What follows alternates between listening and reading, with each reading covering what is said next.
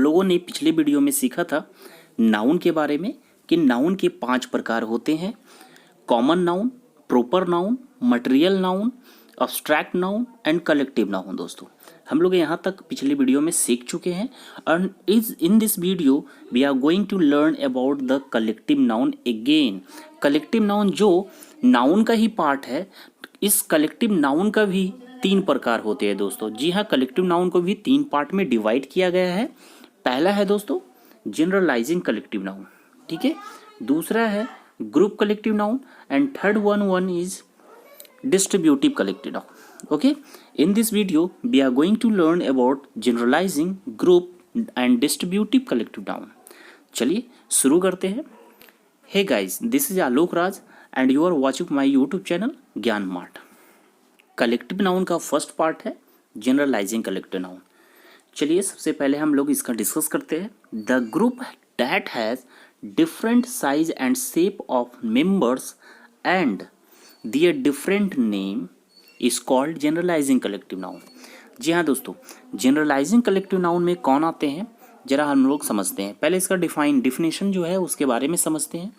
Generalising collective noun वैसा group है जिसमें अलग अलग प्रकार के मेंबर शामिल होते हैं। जी हाँ, आई रिपीट कि जनरलाइजिंग कलेक्टिव नाउन वैसा ग्रुप का नाम है, क्योंकि कलेक्टिव नाउन है तो ग्रुप को ही इंडिकेट करेगा, इसलिए ऐसा ग्रुप है जिसके अंदर मेंबर जो होंगे वो अलग अलग साइज के, अलग अलग शेप के होंगे और उनके नाम भी अलग अलग होंगे।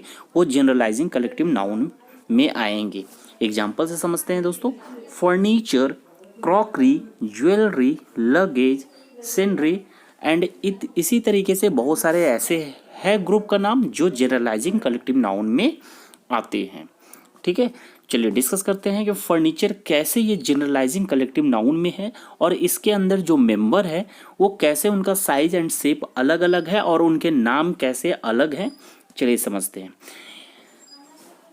दोस्तों। फर्नीचर हम लोग किसे बोलते हैं? फर्नीचर एक ऐसे ग्रुप, ऐसे कलेक्शन का नाम है जो लकड़ियों के बने हुए आइटम्स होते हैं, राइट। फर्नीचर जो नाम है दोस्तों, ये एक ग्रुप, एक समूह का नाम है जिसके अंदर लकड़ियों के बने हुए आइटम्स आते हैं। तो लकड़ियों के बने हुए जो आइटम्स आते हैं, आप देखोगे उसके अंदर जो आइटम आएंगे वो एक ही साइज का नहीं होते हैं, उनके नाम एक ही नहीं होते हैं। उनके अंदर आने वाले जो भी मेंबर्स होंगे सभी का नाम अलग होगा, सभी का आकार अलग होगा, सभी का साइज अलग होगा। इसलिए पूरे हम समूह का नाम रखते हैं फर्नीचर। जैसे कि उसके अंदर आते हैं दोस्तों chair, bench, desk, table, bed, wardrobe, अलमीरा। इस तरीके से लकड़ी के बने हुए जो भी आइटम्स आते हैं, पूरे के ग्रुप, पूरे कलेक्शन का नाम हम रखते हैं फर्नीचर। अगर केवल चेयर ही रखा हुआ है लकड़ी का बना हुआ, अगर 50 चेयर क्यों ना हो, उसे हम फर्नीचर नहीं बोलते हैं दोस्तों, उसको हम चेयर बोल सकते हैं। 50 chair, there are 50 chairs in this room. इस कमरे में 50 कुर्सियां हैं। लेकिन अगर उस किसी कमरे में रखा हुआ है, कुछ कुर्सियां रखे हुए हैं, कुछ कुर्सियां रखे हुए हैं, कुछ टेबल रखे हुए हैं, कुछ बेंच रखे हुए हैं, कुछ वार्डरोब है, यानी लकड़ी के बने हुए अलग अलग आइटम अगर रखे हुए हैं तो वहाँ पर हम सभी का नाम नहीं लेते हैं। इसलिए पूरे ग्रुप का नाम लेते हैं, पूरे कलेक्शन का नाम लेते हैं फर्नीचर। बोलते हैं there is furniture in this room, there is old furniture in this room, right. तो इसका मतलब है कि फर्नीचर एक समूह का नाम है, कलेक्शन है ये। लेकिन उसके अंदर जो मेंबर है, वो मेंबर जो होंगे वो सभी का साइज एंड आकार अलग अलग है, सभी को अलग अलग नाम से पुकारते हैं। इसलिए हम फर्नीचर को जनरलाइजिंग कलेक्टिव नाउन के कैटेगरी में रखते हैं। सेम है दोस्तों क्रॉकरी। क्रॉकरी हम बोलते हैं बर्तन, बट बर्तन के अंदर कौन कौन सा आते हैं, उसमें कौन कौन सा मेंबर है? तो उसमें ग्लास है, स्पून है, प्लेट है, ठीक है, बाउल है। इस तरीके से कई सारे बर्तन आते हैं क्रॉकरी के अंदर, यानी इसके अंदर, क्रॉकरी के अंदर आने वाले जो मेंबर हैं सभी का नाम अलग है, सभी का साइज अलग है, सभी का आकार अलग है, राइट। तो वैसे पूरे समूह का नाम है क्रॉकरी। केवल अगर आपके पास 20 ग्लास रखा हुआ है दोस्तों, तो इसे हम नहीं बोल सकते कि दिस इज क्रॉकरी, क्रॉकरी नहीं बोलेंगे, इसे हम ग्लास बोलेंगे। बट कुछ ग्लास है, कुछ प्लेट है, कुछ स्पून है, कुछ फॉक है, कुछ बॉल्स है, इस प्रकार से कुछ रखे हुए हैं काफ़ी मात्रा में, और सब अलग अलग भी हैं। तो उनके पूरे कलेक्शन को, पूरे समूह का नाम रखते हैं हम लोग, बोलते हैं क्रॉकरी। ठीक है, उसी प्रकार से ज्वेलरी है। ज्वेलरी के अंदर में कई सारे आइटम्स आते हैं दोस्तों, जैसे कि रिंग हो गए, नेकलेस हो गए, बैंगल्स हो गए। ठीक है, इस प्रकार के पूरे ग्रुप को, पूरे कलेक्शन का नाम होता है ज्वेलरी। यानी इसके अंदर भी मेंबर सभी अलग अलग प्रकार के आ रहे हैं, इसलिए इसे भी हम जनरलाइजिंग कलेक्टिव नाउन में रखते हैं। अब बात आती है लगेज की। लगेज के अंदर भी दोस्तों कई सारे मेंबर होते हैं, जो सभी का नाम अलग अलग होते हैं। कैसे समझते हैं दोस्तों, जब भी हम लगेज पैक करते हैं तो आप देखते होंगे कि लगेज पैक करने के टाइम में जो आइटम्स हम रखते हैं वो सभी अलग अलग प्रकार के आइटम होते हैं, ना कि एक ही प्रकार के आइटम को हम लोग पैक नहीं करते हैं। कुछ कपड़े हो सकते हैं, कुछ गहने हो सकते हैं, कुछ बुक्स हो सकते हैं, कुछ और भी अलग प्रकार के जरूरत का सामान हो सकते हैं दोस्तों। इसलिए सभी को कंबाइन नाम हम लोग लगेज रखते हैं, ना कि सभी को इंडिविजुअल नाम लेकर नहीं बोलते हैं। कंबाइन नाम, क्योंकि बहुत सारे आइटम हो गए ना, तो सभी को एक एक करके नाम बताना मुश्किल होता है, इसलिए हम पूरे ग्रुप का नाम बोलते हैं लगेज। ठीक है, तो इसके वजह से, क्योंकि इसके अंदर अलग अलग प्रकार के मेंबर हैं, इसलिए हम इसे जनरलाइजिंग कलेक्टिव नाउन के अंदर रखते हैं। ओके, चलिए अब सीनरी। सीनरी क्या होता है दोस्तों? नज़ारा, दृश्य। ठीक है, यानी जब भी हम कहीं किसी प्लेस पे जाते हैं, किसी स्थान पे जाते हैं, वहाँ का नज़ारा हमें बहुत अच्छा लगता है। ठीक है, जैसे मान लेते हैं कश्मीर का नज़ारा बहुत ही अट्रैक्टिव है। The scenery of the Kashmir, the scenery of Kashmir is very attractive, right. The scenery of Kashmir is very attractive. Kashmir का सीनरी, नज़ारा, दृश्य बहुत ही अट्रैक्टिव है। तो बताएंगे जो दोस्तों, ये सीनरी के अंदर कौन क्या आते हैं, कैसा क्या चीज़ दिखाई देता है जो हमें लगता है कि ये बहुत ही अट्रैक्टिव है। मैं बताता हूँ, क्योंकि सीनरी के अंदर भी दोस्तों कई सारे इमेज बनते हैं। ठीक है, नज़ारा क्या होता है? एक कलेक्शन ऑफ इमेजेस। ठीक है ना, एक कलेक्शन ऑफ इमेजेस, यानी पिक्चरों के समूह का नाम है दोस्तों सीनरी। जैसे अगर बोल रहे हैं कश्मीर का सीनरी बहुत ही अट्रैक्टिव है, इट मीन्स जब हम कश्मीर में हैं और जब बोल रहे हैं कि हाँ सीनरी अच्छा है, इट मीन्स हमारे दिमाग में कई सारे इमेजेस बन रहे हैं। कुछ बर्फ़ का इमेजेस जो हमें अच्छा लग रहा है, कुछ मौसम का इमेजेस, कुछ पेड़ पौधे के इमेजेस, कुछ वहाँ वादियों का इमेजेस, कुछ वहाँ उड़ रहे पक्षियों का इमेजेस। सभी इमेजेस को मिलाकर हमें वहाँ का नज़ारा, दृश्य बहुत ही अट्रैक्टिव लगा। तो इसके वजह से सभी इमेजेस को मिलाकर जो कलेक्शन तैयार हुआ है उसे हम बोलते हैं नज़ारा, यानी इंग्लिश में सीनरी। तो ये सीनरी वर्ड जो आया है दोस्तों, ये भी एक कलेक्टिव नाउन है और इसके अंदर इमेजेस का संग्रह है, समूह है, इसलिए हम सीनरी को भी जनरलाइजिंग कलेक्टिव नाउन की कैटेगरी में रखते हैं। ओके, चलिए इसमें बहुत ही इंपॉर्टेंट नोट है, इसे आप लोग नोट कर ले दोस्तों। इसका फंक्शन, क्योंकि जनरली ये एग्जामिनेशन में पूछे जाते हैं। कलेक्टिव नाउन क्यों मैं डीप में पढ़ा रहा हूँ, इसका रीज़न ये है दोस्तों कि इससे अक्सर एग्जामिनेशन में, जनरल कॉम्पिटिटिव एग्जामिनेशन में पूछे जा रहे हो, चाहे आप एसएससी के एग्जामिनेशन में दे रहे हो, बैंक हो या अदर एग्जामिनेशन हो, डिफेंस का एग्जामिनेशन हो, उसमें ये अक्सर पूछे जाते हैं कलेक्टिव नाउन से क्वेश्चंस। ठीक है ना, इसलिए मैं डीप में जा रहा हूँ। अब मैं बात कर रहा हूँ इसका इंपॉर्टेंट नोट में क्या है फीचर इसका। ये they appear singular and also take singular verb. It means कि यह देखने में हमेशा सिंगुलर होगा एंड सिंगुलर वर्ब लेगा। Okay, getting? ये देखने में हमेशा सिंगुलर होगा एंड वर्ब भी सिंगुलर लेगा। जनरली हम लोग समझते हैं जब किसी वर्ड के अंत में एस होता है तो उसे हम प्लूरल समझते हैं, एंड एस नहीं होता है तो उसे सिंगुलर समझते हैं, राइट। तो यहाँ बोल रहा है जनरलाइजिंग कलेक्टिव नाउन के अंदर जो भी कलेक्टिव नाउन आएंगे वो देखने में सिंगुलर होना चाहिए, प्लूरल जैसा नहीं होना चाहिए, राइट। प्लूरल नहीं होना चाहिए, सिंगुलर फॉर्म में होना चाहिए, एंड इसे वर्ब भी देना होगा तो सिंगुलर देना होगा। इसका मतलब है कि फर्नीचर, क्रॉकरी, ज्वेलरी, लगेज सेनरी का प्लूरल होता ही नहीं है। अगर फर्नीचर्स लिखा मिलेगा दोस्तों तो आप समझना है यहाँ ईरर है। किसी भी हाल में इसमें एस नहीं लगाना चाहिए और ना लगा होना चाहिए। क्रॉकरी क्रॉकरीज नहीं हो सकता है, ज्वेलरी ज्वेलरीज नहीं हो सकता, लगेज लगेजेस नहीं होगा, सेनरीज सेनरीज नहीं होगा। हमेशा ये सिंगुलर फॉर्म में होंगे। एंड ये सब्जेक्ट के रूप में अगर सेंटेंस में आ रहे हो तो इसके लिए वर्ब भी हम सिंगुलर का प्रयोग करेंगे। एग्जाम्पल से समझते हैं। All the furnitures have been sold to pay off the debts. Right, बोल रहा है कि सारे फर्नीचर बेच दिए गए उधारी को चुकाने के लिए।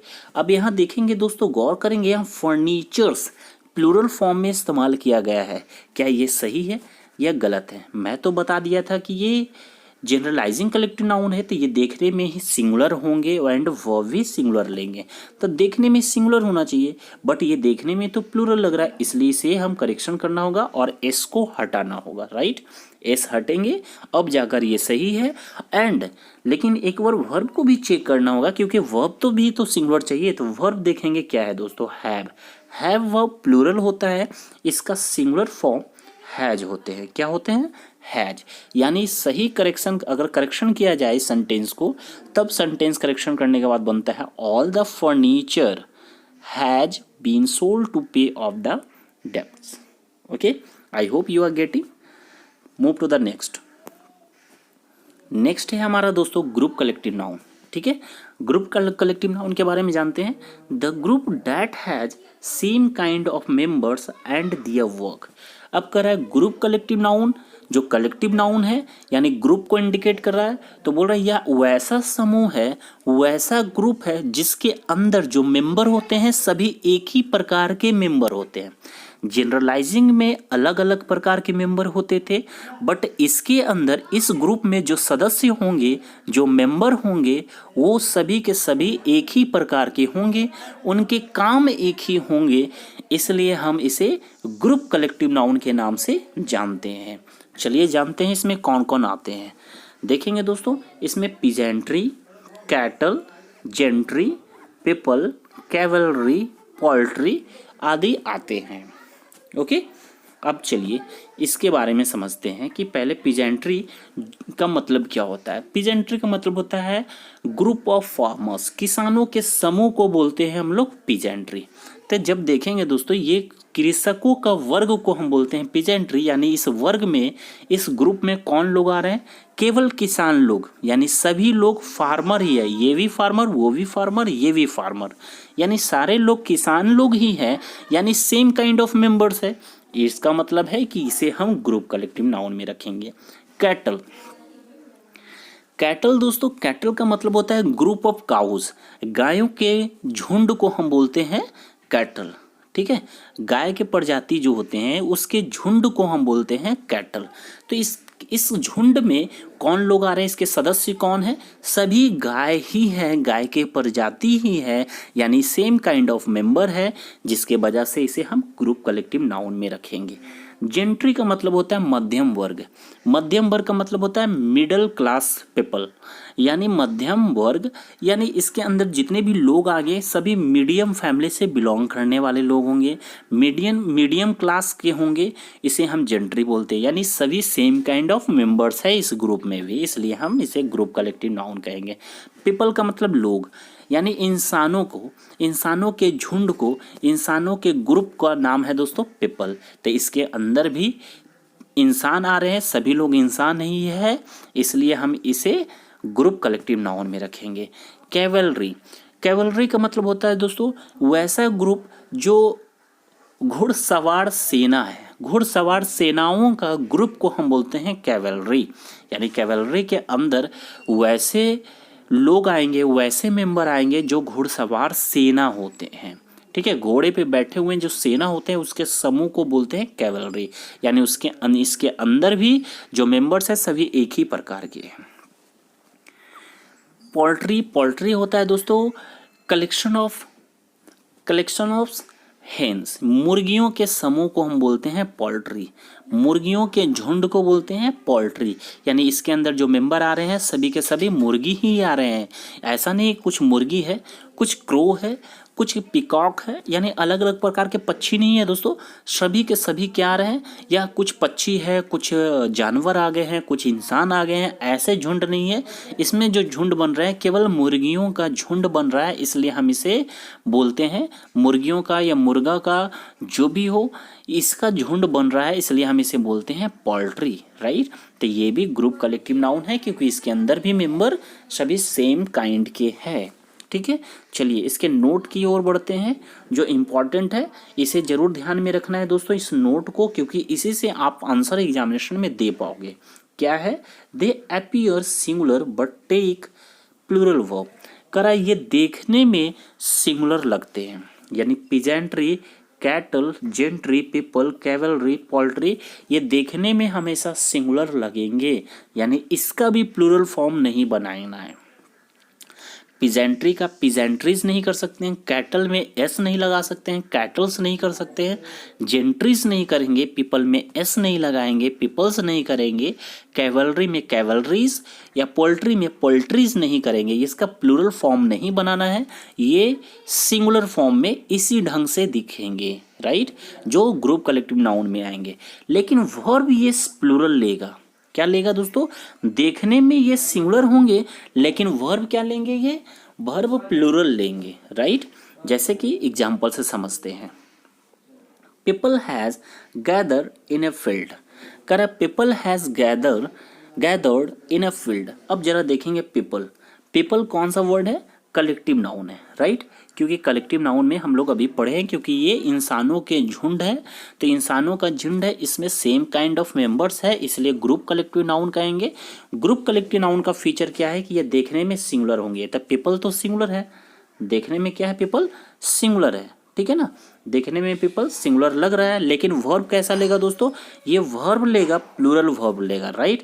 तो वर्ब को देखते हैं, वर्ब क्या लिखा हुआ है, सिंगुलर, हैज होता है सिंगुलर एंड हैव होता है प्लूरल। तो हमें चाहिए यहाँ प्लूरल वर्ब, यहाँ लिखा हुआ है क्या, सिंगुलर।